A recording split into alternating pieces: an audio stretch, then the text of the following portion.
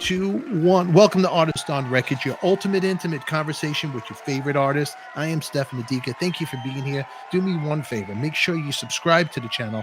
Hit the bell to be notified so you don't miss any other episodes. Also, give us a thumbs up. Make sure you support the channel that way, any way you can. And also check out our merch store down below. You could buy something cool. It supports the channel. But what I will do, for the first 25, that's 25 people that subscribe here, I'll do a little contest. I need 25 to enter. Number one, I need you to subscribe. Go to www.adikalive.com. Go to contacts, enter your mailing address, shirt size. Make sure you subscribe to this channel on YouTube. I'll pick your name out of a hat next week live on the air. You'll win a shirt from us, one that I'm wearing, but not that one. I'll give you a brand new one. Also, for you vinyl lovers out there, a free vinyl slip mat sent from me to you for subscribing and showing me some love. Send it right back. All righty.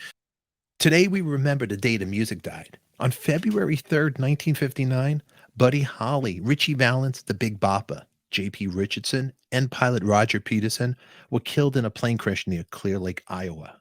They were headed to their next stop on their tour. They were traveling in midwinter, and it was absolutely freezing. They ended up making it to Clear Lake, but their next stop was Moorhead. This would have been a 365-mile bus ride. With tour members getting frostbite, sick, and dirty clothes combined with not getting good sleep, they decided to take a plane. According to Waylon Jennings, it was so cold on the bus, we'd wear all our clothes, coats, and everything. I couldn't believe how cold it was. At the time, Waylon Jennings was playing bass for Buddy Holly on tour. Ritchie Valens wanted to fly as well, so he and Buddy Holly's guitarist held a coin toss for the final seat. Ritchie Valens ended up winning. Now, also there's rumors about DION from DION and the Belmonts, who was on tour with them too, that the coin toss was with him. At this time, if everybody who said they flipped a coin with Buddy Holly was supposed to be on that plane, they'd need a 747. There was a song written called The Day the Music Died, and a lot of people define that day with those words. But I never let that song or that book define it for me. That was the day the music was born, in a sense. That was the day the music truly started. That was the day rock and roll was born. We were crisscrossing the upper Midwest. Minnesota, Wisconsin, Iowa, and it was cold. The tour was to last for 25 days, 25 shows in a row. We do a show, we got to get to Duluth, Minnesota the next night, which is like almost 400 miles, maybe 360, 380, I don't know. January 31st, Saturday night in Duluth, incredible show. Sunday, we get on a bus. We're going to go to Appleton, Wisconsin, and Green Bay. We have a matinee in Appleton at 1:30, and we have a show in Green Bay, which is right above it, you know, stone's throw. So we start out on Route 2, coming down to hit 51. We make a turn at Ironwood. We're on our way down to Appleton, and the bus breaks down early Sunday morning. Who's open early Sunday morning, 4 o'clock in the morning? We got to the Surf Ballroom very late. It was like 5, 6 o'clock, and we had an 8 o'clock show. We jump out of the bus, everybody's getting ready, shaving, you know, getting ready for an 8 o'clock show. Buddy seeks out the promoter, Carol Anderson, looking to charter a plane. Buddy called me over, said, hey, get JP, call Ritchie. We went into a room, a vacant dressing room. He shut the door. He was kind of a classy guy, didn't want to offend anybody. He said, hey, listen, I chartered a plane. We're the guys making the money. The only problem is there's 2 seats, so only 2 of you could go. Want to work it out, flip a coin. We flipped. JP pulls heads. He says, listen, heads, you go. Tails, you ride in the golden chariot. I pull heads, Ritchie gets tails. When he told me $36 to get on that plane to split the cost, that was like a magic number for me. My parents always argued about the $36 a month rent in Bronx, New York City. He was so cold, sick, and lonely looking. And he was alone. I had my homeboys, the Belmonts, with me. I said, Ritchie, you take this. You take it. You go.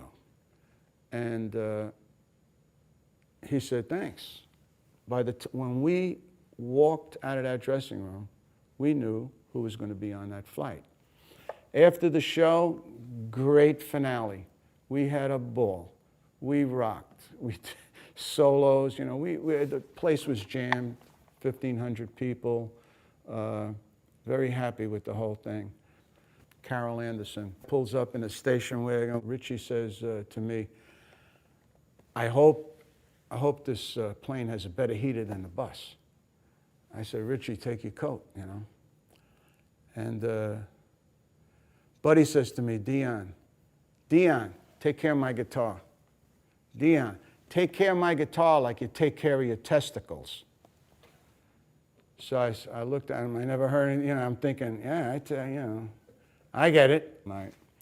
From what I understand, the guys got on that plane 12:30, 1 o'clock in the morning to fly to Fargo, which was right over the Red River, 5 minutes from Moorhead. The next morning, we had some bus trouble. We had some bus trouble on the way, but the next morning when we arrived, it almost seemed like summer to me. It was like 10:30 in the morning. The sun was shining. I remember it kind of warm. I get off the bus. I know Sam Geller was the tour manager of the winter dance party. We're watching this TV in the lobby. There were this black and white TV, and it said, rock and roll stars die in plane crash. Buddy Holly, the Big Bopper, Ritchie Valens. And I'm looking at Sam, he's looking at me, I'm dumbfounded. I don't know what to make of it. I'm like in shock. And he comes over to me and he says, they didn't make it. I said, what do you mean, Sam? He says, the plane crashed. Long time ago, I can still remember how that. As we remember February 3rd, the story is legend, but the term the day the music died was coined by Don McLean's #1 hit song from 1971, American Pie. The music died. I was honored to have the chance to sit and talk with Don, and here's Don about that song. What the real experience of listening to that song, American Pie, is to listen to the album. What about when you wrote the lyrics, when you're writing it? Because the lyrics are there lyrics that you wish, or you, oh, should I put this in now? I'm going to take that. Did you have a battle with yourself? No. The tough part, the beginning of the song happened all in one go. I sang it right into the tape recorder, and I write songs. I sing the words at the same time. It's as if I want to tell you something, and I sing in poetry, and the melody happens all at once. So this happened from a long time ago, right to the day the music died, into the tape recorder. And I said to myself, what the heck was that? You know, because I'd been very much into Buddy Holly and his plane crash and this event. It had affected me very deeply as a kid. I was 13, I guess, or 14. Mm-hmm. I carried it with me, and would eventually ask Phil Everly, when I was at Newport in 1969, the Everlys were there. They just killed the crowd. You know, it was probably one of the greatest. And a man landed on the moon at the same time on that weekend. So it was, you can imagine what it was like. Yeah. So many stars made their debut at Van Morrison, James Taylor, Joni Mitchell,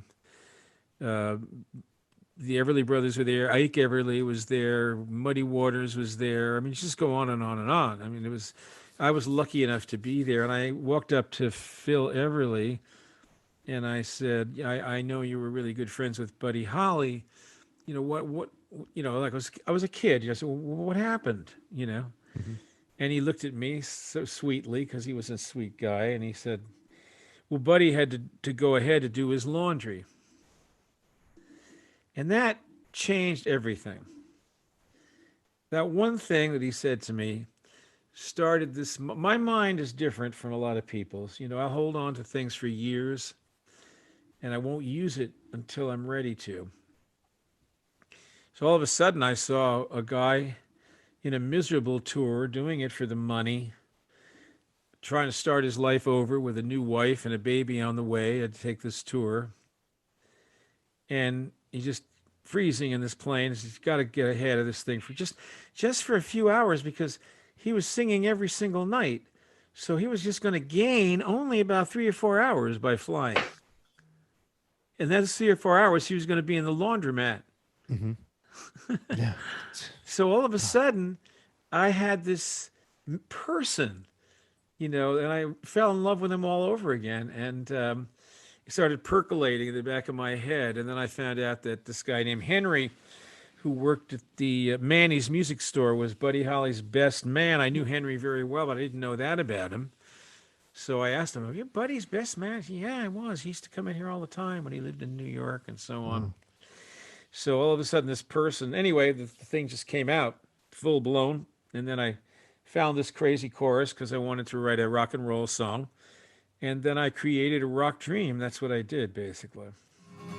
I started singing Bye, bye, this American pie. I got a letter from a man named John Goldrosen, who wrote the book called The Buddy Holly Story. And this was about 1972 or 3. He wrote me this letter. And he said, until American Pie came out, nobody was interested in a book about a dead rock and roll star. After the song, I immediately got a publisher for this book. The book became the script for the movie.